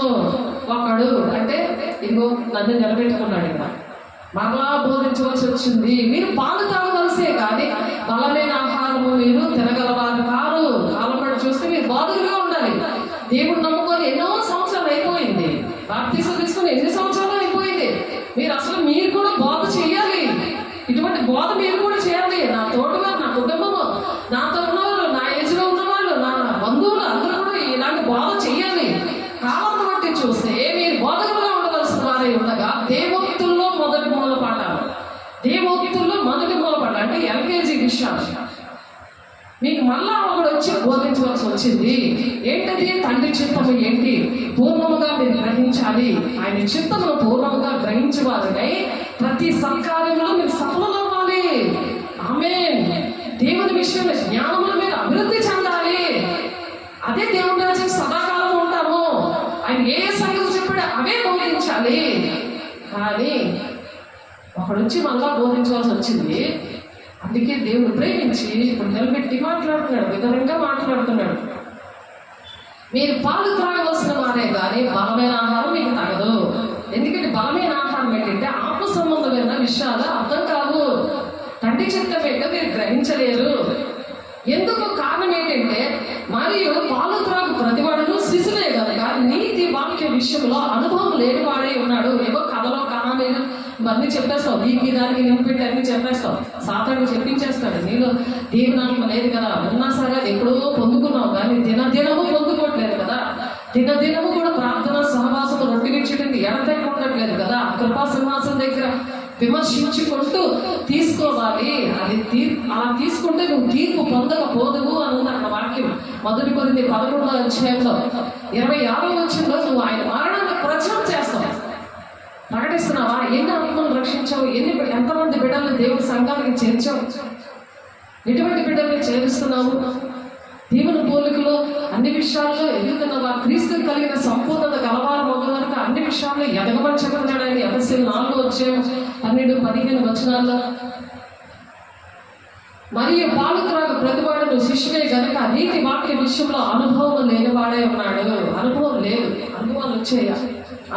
ఎన్ని అనుభవాలు దేవుడు పరిశుద్ధాత్మ దేవుడు మీ మీద వచ్చినప్పుడు శక్తివంతులవుతారు. యోదయ సమయ దేశంలో అంతటా సాక్షిగా ఉంటారు అని చెప్పి అలా సాక్షిగా దేవుడు మనలో ఉంచాడు. సాక్ష్యం చెప్తున్నావా? నువ్వు ఎలా దీవించబడ్డావా? ఏ విధంగా దీవించబడ్డావా? అన్యాయంగా దీవించబడ్డావా? అక్రమంగా దీవించబడ్డావా? దేవుడి వల్ల దీవించబడ్డావా? అది కరెక్ట్గా తెలుస్తుంది. దేవుడు ఆయన చిత్తము పూర్ణంగా నువ్వు గ్రహించినప్పుడు తెలుస్తుంది నీకు. అప్పుడు దేవుని రాజ్యం రావడానికి సరి చేసుకుంటాం.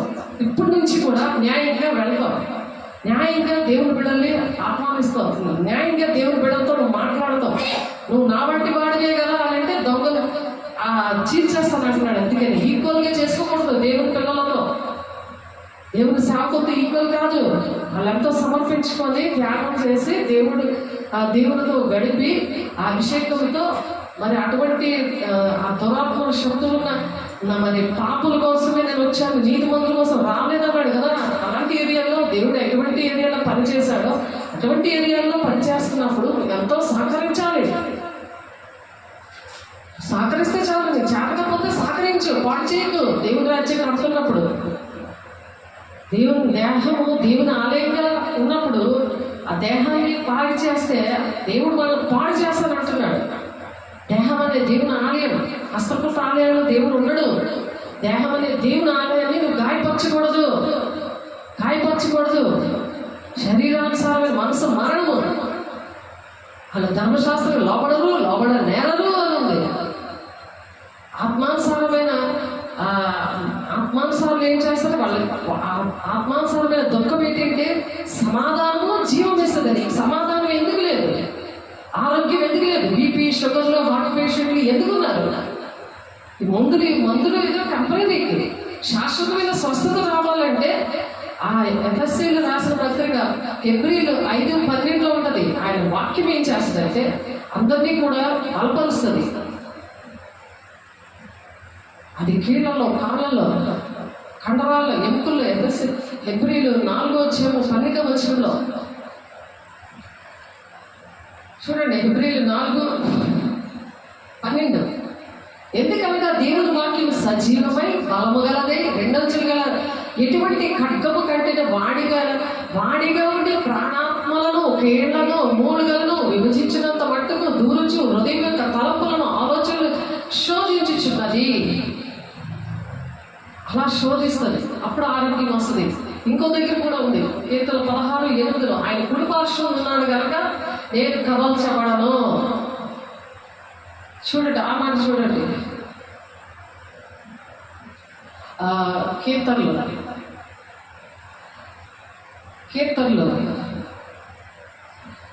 16వ అధ్యాయము. ఆరోగ్యంగా ఉండడానికి ఈ వాక్యం పట్టుకొని ప్రార్థన చేసుకోండి. సదాకాలము యెహోవాగా నా గురి నిలుపుచున్నాను. ఎవరి మీద గురి నిలుపుతున్నావు? నీకెందుకు చచ్చిపోవాలని మనసు వస్తుంది? నీకు అన్ని ఏర్పాట్లు చేసి నీ కాళ్ళ కింద అన్ని కూడా తెచ్చి పెడుతుంటే నువ్వు ఎప్పుడు చచ్చిపోదాం అంటే నీకు ఏది కావాలనిపిస్తుంది? సాధారణ నేను చంపేసి నాకాలను పట్టిపోదామని. ఎంతకాలం నీకు దేవుడు ఎందుకు టైం ఇచ్చాడు? నీ వలన పిల్లలకి, మనవలకి దీవెనకరంగా ఉంటావని అన్ని ఏర్పాట్లు చేశాడు దేవుడు. సదాకాలము యెహోవా యందు మనం గురి నిలపాలి. మనుషుల మీద కాదు, గురి. సదాకాలము యెహోవా యందు నా గురి నిలుపుచున్నాను. ఆయన నా కుడి పార్శ్వన ఉన్నాడు కనుక నేను కదల్చబడను. ఆయన కుడి పక్కన ఉన్నాడా లేదా? నీ ఒంట్లోకి వస్తాడు. అసలు కుడి పక్కన ఉన్న దేవుడు ఏం చేస్తాడు? నీ ఒంట్లోకి వస్తాడు. అందువలన నా హృదయం సంతోషిస్తుంది. నీ హృదయం సంతోషంగా ఉండాలి, ఏడకూడదు. ఏడుపు ఎందుకు వస్తుంది? దుఃఖం ఎందుకు వస్తుంది? అందరినీ చూసి అది ఆత్మానుసారమైన దుఃఖము రక్షణార్థమైన మారు మనసు కలుగు చేస్తుంది. ఆత్మానుసారమైన దుఃఖం కావాలి కానీ శరీరానుసారమైన దుఃఖము రాకూడదు. అందువలన నా హృదయం సంతోషించుచున్నది. ఎందుకు? దేవుడు కుడిపార్శ్వాన ఉన్నాడు కాబట్టి, దేవుడు నీ కుడి పక్కన ఉన్నాడు కాబట్టి నీకు సంతోషమే రావాలి. దేవుడిని స్తుతించాలి. మనం స్తుతి పాట పాడుకున్నాం కదా, చక్కగా స్తుతులు. దావీదు భక్తుడు ఎలా స్తుతించాడు? చూడండి. కీర్తన 16:5-6 యెహోవా నీ స్వాస్థ్య భాగము, నా పానీయ భాగము నీవే. స్వాస్థ్యం అంటే అక్కడ ఉంది మన ఆస్తి అంతా. మనం చేసిన మంచి పనుల కన్నా ఇక్కడ భూలోకంలో ఎంత ఆస్తి ఉంది అని కూడబెట్టుకోవడానికి లేదు. ఇక్కడ యెహోవా నీ స్వాస్థ్య భాగము, నా పానీయ భాగము నీవే. నా భాగమును స్థలములో నా పాలు ప్రాప్తించను. శ్రేష్టమైన స్వాస్థ్యము నాకు కలిగెను. అది కావాలని, ఆ స్వాస్థ్యము కావాలని దేవుడు ఏం చేస్తున్నాడు?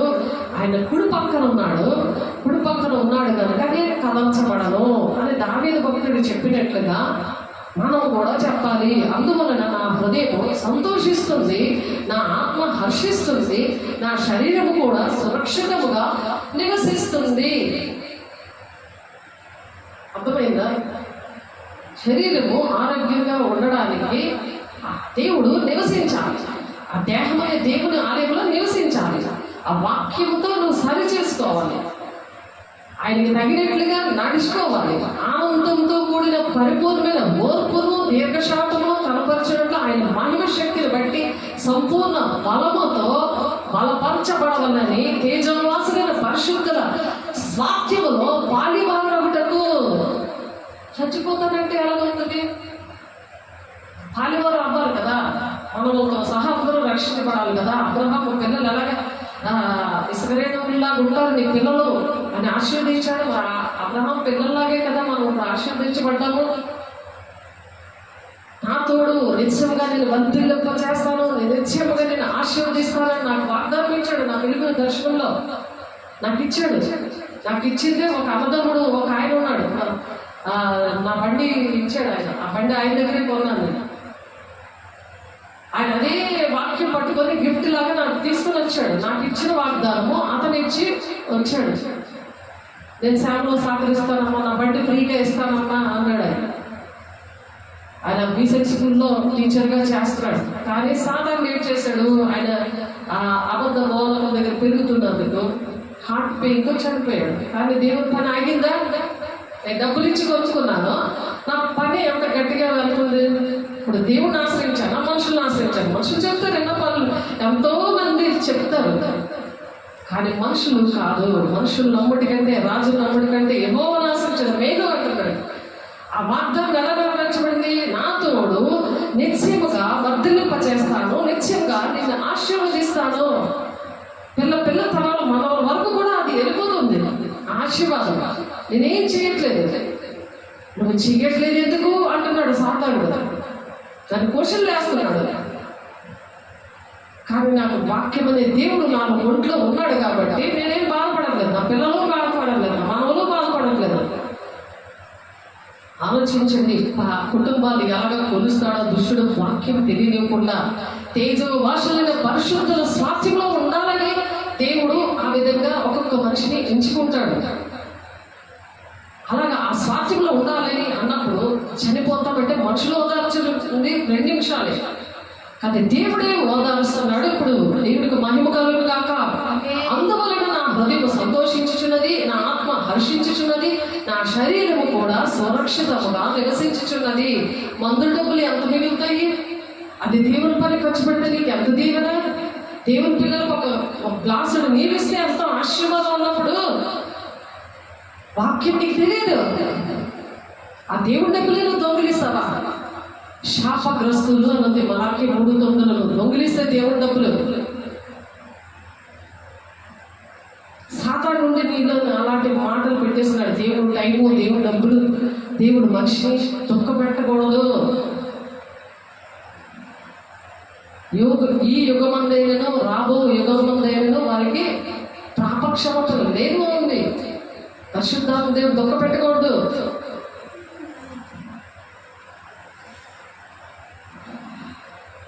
వాళ్ళే ఎప్పుడైతే దేవుడు అలాగా మనిషి దగ్గర ఉండాలి, మనిషి లోపల ఉండాలి. అది మనము ప్రతిరోజు కూడా చెక్ చేసుకోవాలి. అలా చెక్ చేసుకోవాలి. వాళ్ళు చేస్తున్నారు, ప్రార్థనలు చేసేస్తున్నాము, అట్లా జవాబులు ఎందుకు రావట్లేదు? భక్తిహీనంగా ఉన్న వాళ్ళ మీద నిన్ను అధికారిగా పెడతాడు. నీ మీద అధికారిగా ఎవరున్నాడు? భక్తిహీనుడు. వాడి గుడి పక్కన నిలబడతాడు. ఇక్కడ నువ్వు ఎంత ప్రార్థన చేసినా ప్రార్థన పాపమైపోతుంది. ప్రార్థనకి చేస్తే మంచిదే, చేయకపోవడం మంచిదా? అశుద్ధాత్మను నింపుకొని వాక్య ప్రకారం నడుస్తున్నావా లేదా సరి చేసుకొని ప్రార్థన చేయాలి. వాళ్ళు కాపాడు ప్రభా, వీళ్ళు కాపాడు ప్రభా, నాకు అది కావాలి ప్రభా, ఇది కావాలి ప్రభా, అది సైతాను ప్రార్థన. అది కాదు. దేవుని స్తుతించాలి, దిద్దుబాటు చేసుకోవాలి, అప్పుడు నువ్వు ప్రార్థన చేయాలి. దేవుడు నామమును పొందుకోవాలి. అప్పుడు క్రీస్తు చేసిన మహిమలో ప్రతి అవసరంగా దేవుడు తీరుస్తానంటున్నాడు. 109వ కీర్తన 6వ వచనం చూడండి. వారి మీద భక్తిహీనుని అధికారిగా ఉంచుము, అపవాది వాడి కుడి ప్రక్కన నిలుచును గాక. వాడు విమర్శలోనికి తేబడినప్పుడు దోషి అని తీర్పు నందును గాక. వాడి ప్రార్థన పాపమగును గాక. ఇంత ప్రార్థన చేసి నువ్వు భక్తిహీనుడు నీ కుడి పక్కన ఉండి నేను ఓదారిస్తే నీకేం దొరుకుతుంది? నీ ప్రార్థన ఎక్కడ దొరుకుతుంది? పాపమైపోదా? చాలా విషయాలు ఇటువంటివి తెలియక నశించిపోతున్నారు. ఎందుకంటే మనము దేవుని యొక్క చేతి పని అయి ఉన్నాము. ఎఫెసీయులకు రాసిన పత్రిక 2వ అధ్యాయం 10వ వచనంలో ఆయన చేసిన పని అయి ఉన్నాము. పనిముట్టు అనమాట. పని చేయాలి. దేవుని పని నువ్వు చేస్తున్నావా? పాస్టర్లు చేస్తారని కాదు, నువ్వు చెయ్యాలి, కలిసి సహకరించాలి, చేస్తున్న వాళ్ళని నువ్వు ప్రేమించాలి. అవి పగబట్టి పాములో పడడం కాదు. 2 కొరింథీ 5:17 కాగా ఎవడైనా ఎప్పుడైతే అలా పనిగా ఉంటే వాళ్ళు ఎలా ఉంటాడు తెలుసా? నూతన సృష్టి, పాతం గతించని ఇదిగో కొత్త వాయువు అంటున్నాడు కదా. 2 కొరింథీ 5:17 కాగా ఎవడైనా క్రీస్తు యందు ఉన్నాడా? క్రీస్తుయాన్ని ఉండడం అంటే దేవుని కలిగి ఉంటే, దేవుని పనిముట్టుగా నువ్వు ఉంటే, దేవుని పనికి సహకరిస్తే, దేవుని సేవకులను ప్రేమిస్తే, దేవుడు అలా చేస్తున్న ఆశీర్వాదాలు అన్నింటిలో కూడా నీకు వచ్చేస్తుంది. 1000 తరాల వరకు నీ దగ్గరకు వస్తుంది. దేవునికి మహిమ కలుగును గాక. అట్టి కృప దేవుడు ప్రతి ఒక్కరికి అనుగ్రహించును గాక. ప్రతి కుటుంబానికి ఆయన నూతన సృష్టి, పాతం గతించినదిగో క్రొత్త ఆయన చెప్తున్నాడు. అలాగే మత్తయి 1:1 ఆ నూతన ఆ సృష్టికి ఏం చేస్తాడు? ఆ నూతనంగా ఆ మనిషిని చేసి మరలా జన్మింప చేసి, మరి నీటి మూలంగా ఆత్మ మూలంగా జన్మింప చేసి వాళ్ళకి కొన్ని వరాలు ఇచ్చి వాళ్ళ త్యాగాన్ని బట్టి దేవుడు వాళ్ళని వాడుకోవడానికి ఇష్టపడతాడు. అది ఇచ్చి నాకు విజయనగరంలో దేవుడు స్టార్ట్ చేశాడు పరిచర్య. అలా మనం సైనికులుగా మనం ఉంటాం అని దేవుని సైనికులం, నవయుగ సైనికులం, పరలోక పౌరులము, దేవుని వారసులం. దేవుని యొక్క వారసులుగా, ఆయన సైనికులుగా అలా ఉంటాం. వారసుడు భూలోకంలో వారసులు కాదు. వాళ్ళ దేవుని రాజ్యాన్ని నడిపించరు. దేవుని బిడ్డ తల్లులు, వృద్ధులు చాలా మంది అలా మోసపోతున్నారు. దేవుడి మాటలు వినండి. 2 కొరింథీ 2:13-14-15 కూడా ఆయనతో కూడా అలా ఉంటే ఆయనతో జీవిస్తాం అనమాట. చచ్చిపోతాం అన్న మాట వచ్చిందా దెయ్యం నీలో దూరిందని లెక్క. ఆయనతో నువ్వు జీవించాలి. ఆయన నీలో ఉంటే నువ్వు జీవిస్తావు. లేకపోతే చచ్చిపోదు వేగంగా నాకే పట్టిపోతాడు. పద అని ఆయన నిన్ను తోస్తూ ఉంటాడు. శరీరాన్ని గొక్కకు వచ్చేస్తుంటుంది. నీకు ఎవరో చచ్చిపోయినా ఏడ్చేస్తావు, బెంగ వచ్చేస్తుంది. కారణం అది. చదువుకోండి, టైం లేదు. 2 కొరింథీ 13-14-15 అప్పుడు ఏం చేస్తారు? దేవుడు పరిపూర్ణులుగా చేస్తారు. ఎఫెసీయులు 2:9 దైవత్వం ఇస్తాడు. దైవత్వము అంటే దేవుని గుణాలు నీకు ఇస్తాడు. అట్టి కృప దేవుడు మనందరికీ దయచేయను గాక. అలా పరిపూర్ణత వస్తుంది. అలా క్రీస్తు నందు మనం నివసిస్తాం. క్రీస్తు నందు మనం నివసించాలి. మనం దీని ముందు దేవుని యొక్క గృహమే ఉన్నదని మనం నేర్చుకున్నాం. కాబట్టి సువార్త మరి సర్వలోకాల్లో కూడా ఇది అలా వ్యాపిస్తుంది అనమాట. మనం ఇటువంటి మాటలు చెప్పాలి, అలా ప్రకటించాలి. ఇది సర్వలోకానికి కూడా వ్యాప్తి చెందాలి. ఈ లెక్కలే దేవుడు అడుగుతాడు. ధవళ దగ్గర 20వ అధ్యాయంలో మీరు చదివితే అక్కడ తీర్పు ఉన్నది. అలాగా దేవుడు సహాయం చేస్తాడు. అక్కడ అవన్నీ చూపించి దేవుడు తీసుకెళ్తాడు నరకానికి. ఆ తీర్పులో ఉండకుండా దేవునిలో ఎత్తబడే గుంపులో ఉండాలి. ఆయన 2వ రాకడలో మనం సిద్ధంగా ఉండాలి. ఆయన రాకడ సూచనలన్నీ జరుగుతున్నాయి కాబట్టి అలా ఉండాలని దేవుడు మహదైశ్వర్యం మహా ఐశ్వర్యం, ఇక్కడ ఉన్న ఐశ్వర్యం కాదు, ఆయన కృపా మహదైశ్వర్యం ఇస్తాడంట. ఎఫెసీయులకు రాసిన పత్రిక 1వ అధ్యాయము 7-10 మీరు చూస్తే ఆ మహదైశ్వర్యము ఆ విధంగా మనం సంపాదించుకోవడానికి దేవుని శక్తిని పొందుకుందాము. ప్రతి వాక్యాన్ని నూరంతులుగా ఫలవంతంగా మరి దీవించబడును గాక ప్రార్థన చేస్తున్నాను. అందరూ కళ్ళు మూసుకోండి. పరిశుద్ధ ప్రేమగల దేవ, మహిమగల దేవ, సంఘములో ప్రభా మీరు ఏ విధంగా అయా నా తండ్రి నిలబడుతున్నారో ప్రభా, ఏ విధంగా సంఘములో ఆయా శిరస్సుగా మీరుండి అవయవాలుగా మరి నాయన దేవుని బిడ్డలుగా ఉంచి మరి కుటుంబాలని, సంఘాలని, నా తండ్రి నాయన దేశాన్ని ఏ విధంగా ప్రభా మీరు నాయన నీ చిత్త ప్రకారం గ్రహించినప్పుడు నడిపిస్తావో ప్రతి విషయాలు మీరు నేర్పించినందుకు వందనాలు ప్రభా. అయా నీకే మహిమ కలగాలి. అయా తండ్రి నాయన మీ స్వాస్థ్యములో మేము పాలిభాగస్తులుగా, తేజవాసులైన పరిశుద్ధుల స్వాస్థ్యములో పాలివారు మగుటకు ప్రభా మమ్మల్ని నా తండ్రి నాయన మమ్మల్ని పాత్రులుగా చేసి తండ్రి మీరు కృతజ్ఞతాస్తుతులు చెల్లింపగలని దేవుని బతిమాలుకుంటున్నాము నాయన తండ్రి నాయన. ఆయన మనల్ని అంధకార సంబంధమైన అధికారంలో నుండి విడుదల చేసి తాను ప్రేమించిన కుమారుని యొక్క అయా నా తండ్రి రాజ్య నివాసులుగా మమ్మల్ని చేశామయ్యా నీకు వందనాలు నాయన. మిగిలిన వారిని కూడా వాక్యం నూరంతులుగా అయా ఫలవంతము చేసి ప్రభా అయా ప్రతి ఒక్కరు కూడా మీ రాజ్యానికి, మా కుటుంబాలు, మా సంఘము, మా దేశాన్ని మీరు కాపాడండి తండ్రి. అయా మీరే అధ్యక్షత వహించండి ప్రభు. అయా మీకే మహిమ కలగాలగాక. ఆయన దృశ్య దేవుని స్వరూపే సర్వ సృష్టికి ఆది సంబోధుడై ఉన్నాడనే విషయం ప్రతి ఒక్కరూ గ్రహించడానికి ప్రభా ప్రభా అయ్యా మీరే సహాయం దయచేయండి అయినా అయా ప్రభుత్వాలైనను ప్రధానులైనను అధికారులైనను సర్వములు ప్రభా ఆయన సృజించబడిందని ప్రతి ఒక్కరూ నమ్మి ప్రభా దీవిని పొందుకోవడానికి ఆయన ద్వారా సర్వములైనా ఆయన ద్వారా ఆయన బట్టి సృజించబడిందని ప్రభు ప్రతి ఒక్కరూ నమ్మడానికి ప్రతి ఒక్క బిడ్డలు కూడా చేతులెత్తి ప్రార్థన చేస్తున్న ప్రతి ఒక్క బిడ్డలు కూడా నాయన మీరు నాయన దీవిస్తున్నందుకు ఆశీర్వదిస్తున్నందుకు మీకు వందనాలు వందనాలు వందనాలు ప్రభా. మరి కొలసీలు రాసిన పత్రిక 1వ అధ్యాయంలో 18వ వచనంలో సంఘము అను శరీరములకు ఆయనే శిరస్సు అంటున్నా మాకు శిరస్సుగా ఉండిన దేవ అన్నింటిలో ప్రాముఖ్యము కలిగే నిమిత్తము ప్రభా మీరు నాయన అయా మృతుల్లో నుండి లేచి నా తండ్రి ఆది సంపూర్ణుడుగా ఉన్న ప్రభు మీరు తండ్రి చిత్తాన్ని మీరు ఎలా నెరవేర్చారో ప్రభా మేము కూడా నాయన అయా నీ యందు సర్వ సంపూర్ణత నివసించాలని ఆయన శిలువ రక్తం చేత సంధి చేసి ఆయన ద్వారా సమస్తమును అవి భూలోకమందున్నవైనా పరలోకమందున్నవైనా సరే తండ్రి అయిన వాటిని ఆయన ద్వారా అయా తండ్రి నాయన మీరు నాయన మీరు మాకు ఇచ్చారు ప్రభా అయా నా తండ్రి మీకు వందనాలు మహిమ గల దేవా అయా అది సముద్రమైన పరలోకమందున్న అయిన వాటిలో నాయన నా తండ్రి వాటినన్నిటినీ ఆయన ద్వారా తనతో సమాధానపరచుకోవాలని తండ్రికి అభిష్టమైంది అని అయా మీకు ఇష్టమైంది కాబట్టి అయా నీ చిత్తం నెరవేర్చడానికి నీ జ్ఞానంతో నింపండి నీ మహిమతో నింపండి నీ మహిమతో నింపి అయా గత కాలంలో దేవునికి దూరస్తులుగా ఉన్న మీ దుష్క్రియల వలన మీ మనస్సులో విరోధ భావములు గలవారే నుండి మిమ్మల్ని కూడా తన సన్నిధిని పరిశుద్ధులుగాను నిర్దోషులుగాను నిరపరాధులుగాను నిలబెట్టాలని నా తండ్రి గారు మీరు ఆశపడి అయా మీరు ఇచ్చిన ఆ మాటలు బట్టి నీకు వందనాలు ప్రభా మహిమ గల దేవా మీరే అయాన తండ్రి సమస్త సృష్టికి ఇది ప్రకటించబడినట్లేనైనా